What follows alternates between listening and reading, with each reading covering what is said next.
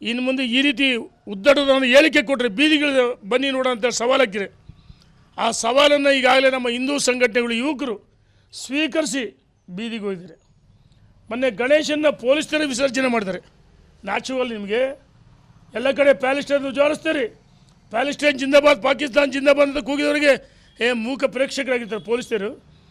ನಿಮಗೇನೋ home minister, CM, DCM ಅವ್ರಿಗೆ ರಕ್ಷಣೆ. ಯಾರು ಭಾರತ ಮಾತೆಯ ಮಕ್ಕಳು ಭಾರತ ಮಾತೆಗೆ ಜೈ ಅಂದರೆ ಅವರನ್ನು ಬಂಧಿಸ್ತೀರಿ. ಪಾಕಿಸ್ತಾನ್, ಬಾಂಗ್ಲಾ, ಪ್ಯಾಲೆಸ್ಟೈನ್ ಜಿಂದಾಬಾದ್ ಅಂದರೆ ಅವ್ರಿಗೆ ರಕ್ಷಣೆ ಕೊಡ್ತೀರಿ. ನಾಚಿಕೆ ಅಲ್ವಾ? ಇನ್ನು ಮುಂದೆ ಇಂಥ ಘಟನೆ ನಡೆದು ಸಹಿಸಲ್ಲ ಅಂತೇಳಿ ನಾನು ಎಚ್ಚರಿಕೆಯನ್ನು ಕೊಡ್ತೀನಿ. ಇದೇ ರೀತಿ ನಡೆದರೆ ಈ ದೇಶದಲ್ಲಿ ಕಾಂಗ್ರೆಸ್ ಹೆಂಗೆ ಧೂಳಿಪಟ್ಟಾಗಿದೆ, ರಾಜ್ಯದಲ್ಲೂ ಧೂಳಿಪಟ್ಟಾಗುತ್ತೆ ಅಂತೇಳಿ ಎಚ್ಚರಿಕೆಯನ್ನು ಕೊಡ್ತಾ ಇದ್ದೀನಿ. ಈಗ ಏನಾಗಿದೆ, ನಮ್ಮ ಹಿಂದೂ ಯುವಕರು ಏನು ತಪ್ಪು ಮಾಡದಿದ್ರು ತಕ್ಷಣ ಬಂಧಿಸ್ತಾರೆ, ಜೈಲಿಗೆ ಕಳಿಸ್ತಾರೆ. ಅದೇ ಅವರಿಗೆ ಏನು ನಾನು ಹೇಳಿದಲ್ಲ, ಮುಖ್ಯಮಂತ್ರಿಗಳು, ಉಪಮುಖ್ಯಮಂತ್ರಿಗಳು, ಗೃಹ ಸಚಿವರು ಅವರನ್ನು ರಕ್ಷಣೆ ಮಾಡಿರಿ, ಭಾರತ್ ಮಾತೆಗೆ ಜೈ ಅಂದ್ರೆ ಜೈಲಿಗೆ ಕಳಿಸ್ರಿ. ಅಥವಾ ಪಾಕಿಸ್ತಾನ್, ಪ್ಯಾಲೆಸ್ಟೈನ್, ಬಾಂಗ್ಲಾ ಜಿಂದಾಬಾದ್ ಅಂದರೆ ಅವರನ್ನು ರಕ್ಷಣೆ ಮಾಡ್ತಾರೆ. ನಾಚಿಕೆ ಆಗಬೇಕಲ್ಲ ಸರ್ಕಾರಕ್ಕೆ. ಇನ್ನು ಮುಂದೆ ಸಹಿಸಲ್ಲ, ನಾವು ಬೀದಿಗಿಳಿಬೇಕಂತೇಳಿ ಎಚ್ಚರಿಕೆಯನ್ನು ಕೊಡ್ತಾ ಇದ್ದೀವಿ.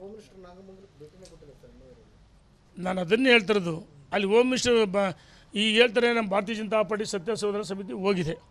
ಅಲ್ಲಿ ರಾಜ್ಯಾಧ್ಯಕ್ಷ ವಿಜಯೇಂದ್ರ, ಅಶೋಕ್ರವರು, ಭಾಳಷ್ಟು ಜನ ಮುಖಂಡರುಗಳು ಭೇಟಿ ಕೊಟ್ಟಿದ್ರು. ನಿನ್ನೇನು ಸಮಿತಿ ಹೋಗಿ ಭೇಟಿ ಕೊಟ್ಟಿದೆ. ಅಲ್ಲಿ ವಾಸ್ತವಾಂಶವನ್ನು, ಬಟ್ಟೆ ಅಂಗಡಿಗಳು, ಬೈಕ್ಗಳು ಯಾವ್ಯಾವ ಅಂಗಡಿ ಸುಟ್ಟಿದ್ದಾವೆ, ಮುಗ್ಧ ಮಹಿಳೆಯರು ತಮ್ಮ ಅಹವಾಲುಗಳನ್ನು ಹೇಳ್ಕೊಡಿದ್ದಾರೆ. ಇವ್ರು ಹೋದರೆ ಏನು ಉತ್ತರ ಕೊಡೋಕ್ಕೂ ಇಲ್ಲ, ನಾವು ಜೈಲಿಗೆ ಹಾಕ್ತೀವಿ ಅಂತ ಹೇಳ್ತಾರೆ. ಅಲ್ಲಿ ಹೋದರೆ ಇವರಿಗೆ ಹಿಂದೂಳು ಗೆರವು ಮಾಡ್ತಾರೆ, ಜನ ರೊಚ್ಚಿಗೆ ಹೇಳ್ತಾರೆ ಅಂತೇಳಿ ಇವ್ರಿಗೆ ಹೋಗಿ ತಾಕತ್ತಿಲ್ಲ, ಅದಕ್ಕೋಸ್ಕರ ಹೋಗಿಲ್ಲ. ರಮೇಶ್ ಜಾರಕಿಹೊಳಿ ಅವರು ನಾನು ಯಾವುದೇ ಕಾರಣಕ್ಕೂ ವಿಜೇಂದ್ರ ಅವರು ಒಪ್ಪೋದಿಲ್ಲ ಅಧ್ಯಕ್ಷ. ಒಂದು ಭಾರತೀಯ ಜನತಾ ಪಾರ್ಟಿ ಆಂತರಿಕ ವಿಚಾರವನ್ನು ದಾರಿಲಿ ಬೀದಿಲಿ ನಾವು ಮಾತಾಡೋಕ್ಕೆ ಇಚ್ಛೆ ಪಡಲ್ಲ. ವಿಜೇಂದ್ರ ಯಡಿಯೂರಪ್ಪನವ್ರು ನಾನು ವಿವಾದ ಹೇಳಿಕೆಗಳಲ್ಲ.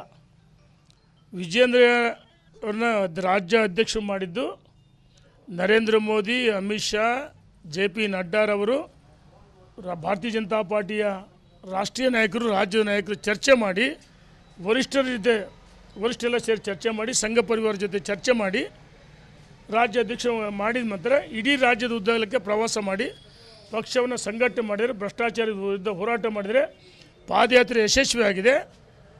ಮೊನ್ನೆ ಸಂಘ ಪರಿವಾರದವರು ಸಂಘದ ಕಚೇರಿಯಲ್ಲಿ ಕರೆಸಿ ಈಗಾಗಲೇ ಯಾರೂ ಪಕ್ಷದ ವಿರುದ್ಧ ಮಾತಾಡಬಾರ್ದು, ಆಂತರಿಕ ವಿಚಾರ ಮಾತಾಡಬಾರ್ದು ಅಂತ ಹೇಳಿದರೆ, ಇಷ್ಟಾದ್ಮೇಲೂ ಮಾತಾಡ್ತಂದರೆ ನಮ್ಮ ರಾಷ್ಟ್ರೀಯ ನಾಯಕರು, ರಾಜ್ಯದ ನಾಯಕರು ಮತ್ತು ವರಿಷ್ಠ ಸಂಘ ಪರಿವಾರದ ಎಲ್ಲವೂ ಗಮನಿಸ್ತಾರೆ. ಭಾಳ ಕಠಿಣವಾಗಿ, ಕಠೋರವಾಗಿ ಯಾರೇ ತಪ್ಪು ಮಾಡಿದ್ರು ಅಂಥವ್ರ ವಿರುದ್ಧ ನಿರ್ದಾಕ್ಷಿಣ ಕ್ರಮ ಜರುಗಿಸ್ತೀವಿ ಅಂತ ಹೇಳಿದ್ರೆ ಮಾಧ್ಯಮದಲ್ಲಿ ನೋಡಿದ್ದೀನಿ. ನಾನು ಹೇಳ್ತಿದ್ದೀನಿ, ವಿಜೇಂದ್ರನ ರಾಜ್ಯಾಧ್ಯಕ್ಷ ಒಪ್ಪಿಗೆಲ್ಲ ಅಂದರೆ ಮತ್ತು ಯಾರು ಒಪ್ಕೊಂತೀರಿ? ಹಾಗಾದರೆ ನರೇಂದ್ರ ಮೋದಿ, ರಾಷ್ಟ್ರೀಯ ನಾಯಕರಾದ ನರೇಂದ್ರ ಮೋದಿಯವರಿಗೆ, ಅಮಿತ್ ಶಾ ಅವರಿಗೆ, JP ನಡ್ಡಾರವರಿಗೆ ಅಥವಾ BL ಸಂತೋಷ್ ಸಂಘ ಪರಿವಾರಕ್ಕೆ ಅಪಮಾನ ಮಾಡ್ತೀರಾ?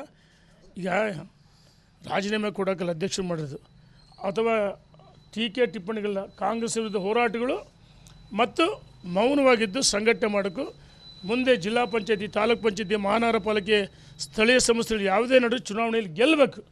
ಅದರ ಬಗ್ಗೆ ರಾಜ್ಯಾಧ್ಯಕ್ಷರು ಪ್ರವಾಸನ ಮಾಡ್ತಿದ್ದಾರೆ. ಯಾರಾದರೂ ನಾನು ಹೇಳ್ತಿದ್ದೀನಿ, ಹಿರಿಯರು ಅವರು ಇವರು ಅಂತ ಹೇಳಿಲ್ಲ, ನಾನು ಯಾರ ಬಗ್ಗೆನೂ ಟೀಕೆ ಮಾಡೋಕ್ಕೆ ಇಚ್ಛೆ ಪಡಲ್ಲ. ಏನೇ ಇದ್ದರೂ 4 ಗೋಡೆ ಮಧ್ಯೆ ಹವಾಲುಗಳು ಹೇಳ್ರಿ ಅಂತ ಸಂಘ ಪರಿವಾರದಲ್ಲಿ ಹೇಳಿದರೆ ಅಲ್ಲಿ ಹೇಳ್ಕೊಳ್ಳಿ. ಆದರೆ ರಾಜ್ಯಾಧ್ಯಕ್ಷ ವಿಜಯೇಂದ್ರನ ಯಾವ ಕಾರಣಕ್ಕೂ ನಿಲ್ಲಿಸೋಕ್ಕಾಗಲ್ಲ. ನಮಗೆ ಹೇಳ್ತಾರೆ ಭಾಳ ಜನ ಶಾಸಕರುಗಳು, ಮುಖಂಡರುಗಳು, ಮಾಜಿ ಸಚಿವರು, ಮಾಜಿ ಶಾಸಕರು, ಇದು ಸತ್ಯ. ಮಾಧ್ಯಮದಲ್ಲಿ ಮಾತಾಡಬಾರ್ದು, ಅದರ ಅನಿವಾರ್ಯ ಮಾತಾಡ್ತೀನಿ. ಸಭೆ ಸೇರೋಣ ಅಂತ ಹೇಳಿದ್ರು. ನಾನು ಸನ್ಮಾನ್ಯ ವಿಜೇಂದ್ರ ಅವರಿಗೆ, ಯಡಿಯೂರಪ್ಪನವರಿಗೆ, ಭಾಳಷ್ಟು ಜನ ಮಾಜಿ ಶಾಸಕರು, ಮುಖಂಡರುಗಳು ಹೋಗಿ ಭೇಟಿ ಮಾಡಿದ್ವಿ.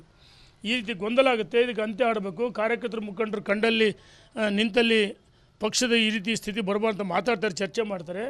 ಇದು ಒಳ್ಳೆ ಬೆಳವಣಿಗೆ ಇಲ್ಲ. ಮತ್ತು ನಾವು ಸೇರಿ ಪರ್ಯಾಯವಾಗಿ ಸೇರಿ ಸಭೆ ಸೇರಿ ನಿರ್ಧಾರ ಚರ್ಚೆ ಮಾಡ್ತೀವಿ ಅಂತ ಹೇಳಿದಾಗ ವಿಜೇಂದ್ರ ಮತ್ತು ಯಡಿಯೂರಪ್ಪನವರು ಭಾಳ ಕಟ್ಟುನಿಟ್ಟಾಗಿ ನಮ್ಗೆ ಹೇಳಿದರು, ಯಾವುದೇ ಕಾರಣಕ್ಕೂ ಸಭೆ ಸೇರಬಾರ್ದು, ಗುಂಪುಗಳು ಮಾಡಬಾರ್ದು ಅಂತ ಹೇಳಿದಾಗ ನಾವು ಅವ್ರ ಮಾತಿಗೆ ಗೌರವ ಕೊಟ್ಟು ಸಭೆ ಸೇರಿಲ್ಲ. ನಮಗೇನು ಸಭೆ ಸೇರೋಕ್ಕೆ ಬರಲ್ಲ? ಏನು ಸೋತೀವಿ ಅಂದ ತಕ್ಷಣ ನಾವೇನು ಜನರಿಂದ ನಾವು ಜನರಿಂದ ತಿರಸ್ಕಾರ ಇಲ್ಲ, ಯಾವುದೇ ಕಾರಣಕ್ಕೂ ಸೋತಿರ್ಬೋದು. ಆದರೆ ಈ ಭಾರತೀಯ ಜನತಾ ಪಾರ್ಟಿ ಜೊತೆ ಸಭೆ ಮಾಡೋದು ಒಳ್ಳೆಯದಲ್ಲ. ನಾನು ವಿನಂತಿ ಮಾಡ್ತೀನಿ ಈಗಲೂ ಹಿರಿಯರಿಗೆ, ನಾನು ಯಾರನ್ನೂ ಟೀಕೆ ಮಾಡಲ್ಲ. ಆದಿಲ್ ಬೀದಿಲಿ ಮಾತಾಡೋ ಬದಲಿ ನಿಮ್ದು ಏನೇ ಸಮಸ್ಯೆ ಇದ್ದರೂ ಸಂಘ ಪರಿವಾರ ಹೇಳಿದ್ದಾರೆ ಅಥವಾ ರಾಷ್ಟ್ರೀಯ ನಾಯಕರು ಭೇಟಿ ಮಾಡಿರಿ. ಆದರೆ ವಿಜಯೇಂದ್ರವನ್ನು ಇಳಿಸೋಕ್ಕಾಗದೇ ಇಲ್ಲ. ಈಗ ಯತ್ನಾಳ್ ಹೆಂಗೆ ಇಳಿಸೋಕ್ಕಾಗತ್ತೆ? ನಾನು ಯಾರ ಬಗ್ಗೆ ಯಾರ ಹೆಸರನ್ನು ಹೇಳೋಕ್ಕೆ ಇಚ್ಛೆ ಪಡಲ್ಲ ಟೀಮ್ ಕಟ್ಕೊಂಡು ಇವಾಗ ಅಣ್ಣ. ಯಾರ ಹೆಸರು ಹೇಳಕ್ಕೆ ಬರಲ್ಲ. ನಾನು ಯಾವ ವ್ಯಕ್ತಿಗಳ ಹೆಸರು ಹೇಳಲ್ಲ. ಇಲ್ಲಿ BJP ಸಂಘಟನೆ ಮಜಬೂತ್ ಇದೆ. ಕಾರ್ಯಕರ್ತರಿಗೆ ಅಪಮಾನ ಮಾಡಿದಂಗೆ ಆಗುತ್ತೆ. ನಾನು ಯಾರ ಹೆಸರು ಹೇಳಲ್ಲ. Thank you. ಈಗ ನೋಡಿ, ನಾಗೇಂದ್ರ CBI ಕೇಸ್ ಹಾಕಿದೆ. ಇವರು SIT ಅವ್ರು ಮುಚ್ಚಾಕಿದ್ರು.